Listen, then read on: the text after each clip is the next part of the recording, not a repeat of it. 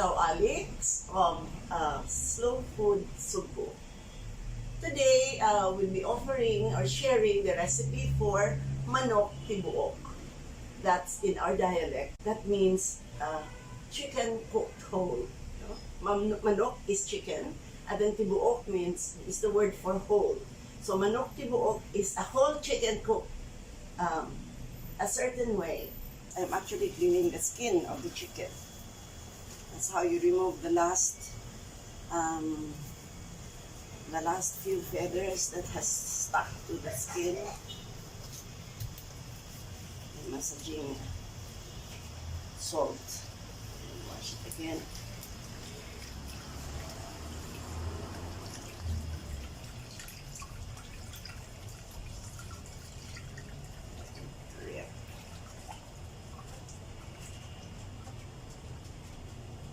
Drip, baby.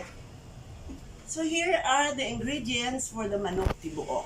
Of course, you have a whole chicken and then the aromatics. Now, the aromatics involved here are, number one, the lemongrass.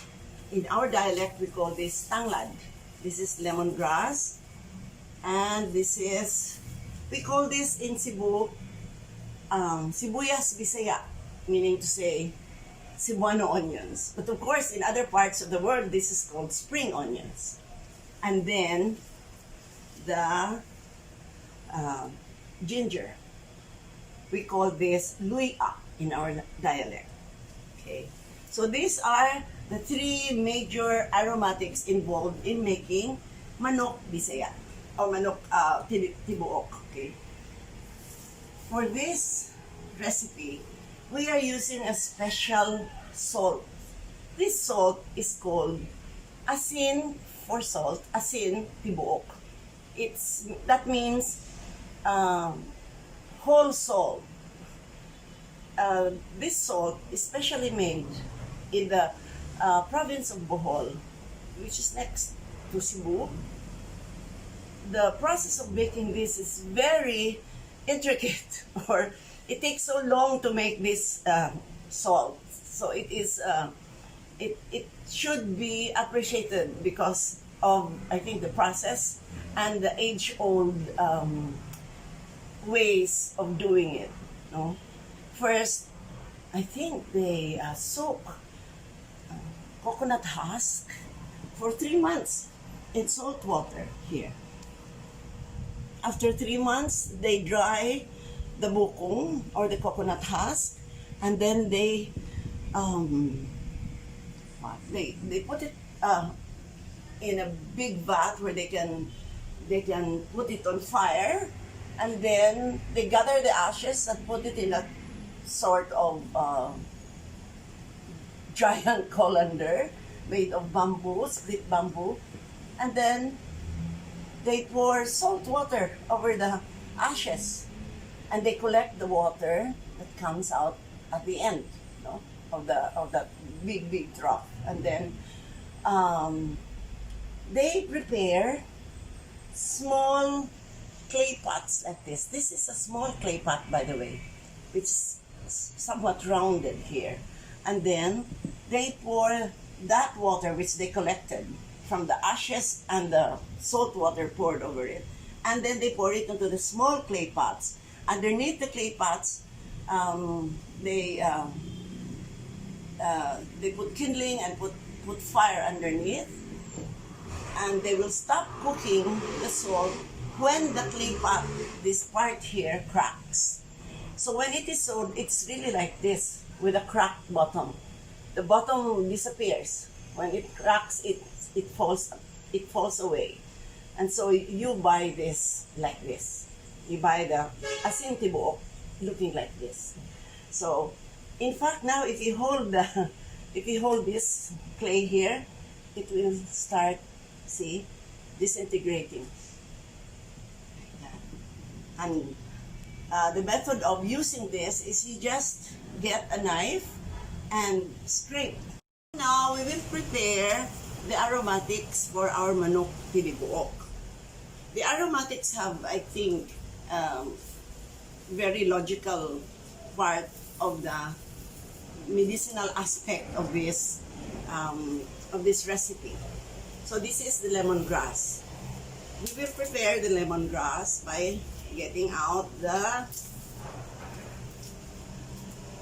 wilted parts, and then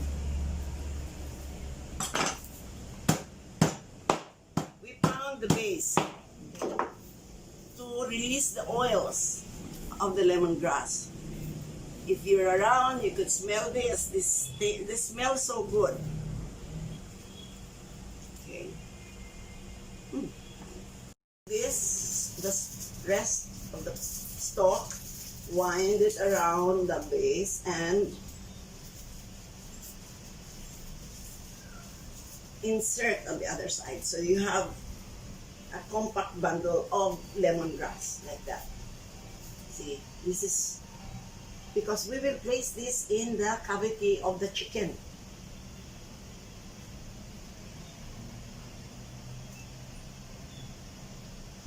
What's inside? Let's get something inside. Okay. Oh.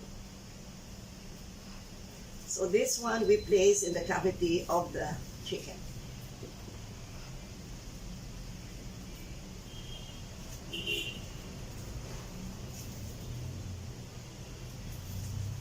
Once the lemongrass is inside,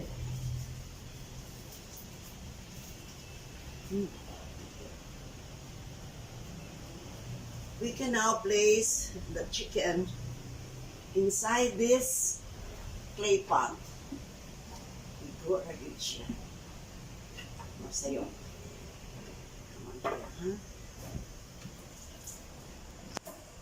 See? The chicken is inside the clay pot now. And then we will put spring onions around it. Spring onions here. It practically encircles the chicken inside the pot.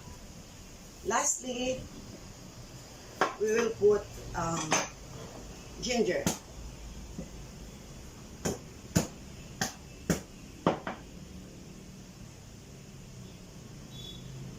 Ginger.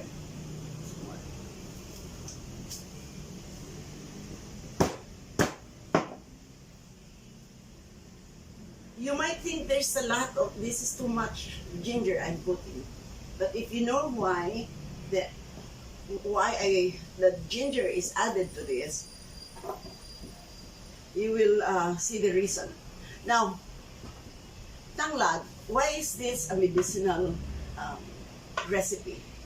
The tanglad, or the lemongrass, has medicinal benefits. You know, the health benefits of tanglad or lemongrass is quite long, but I will just mention one important thing. It's an antioxidant. It has lots of vitamin C. It boosts the immune system. So when you're a convalescent, you need that. You know? And then the spring onions not only makes the chicken soup tasty, but it also has a lot of medicinal properties as well. Like the lemongrass and the ginger, it is known to have vitamin C. So it helps heal colds and flu, and it has antioxidants as well.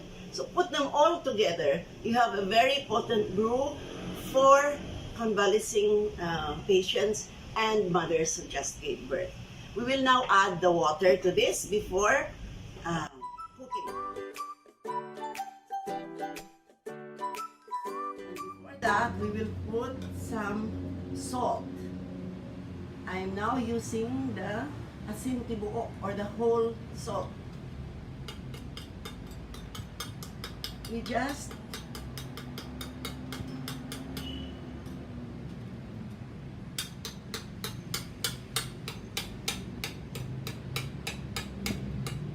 see how how hard it is? See how hard the salt is packed? Because it is cooked in the pot. Whoops. Okay.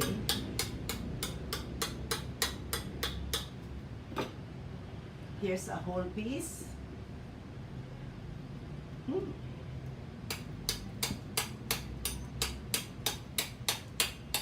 Salt, of course, comes from the sea, from seawater. And the seawater that has been used here went through this, went through the ashes of the coconut husk.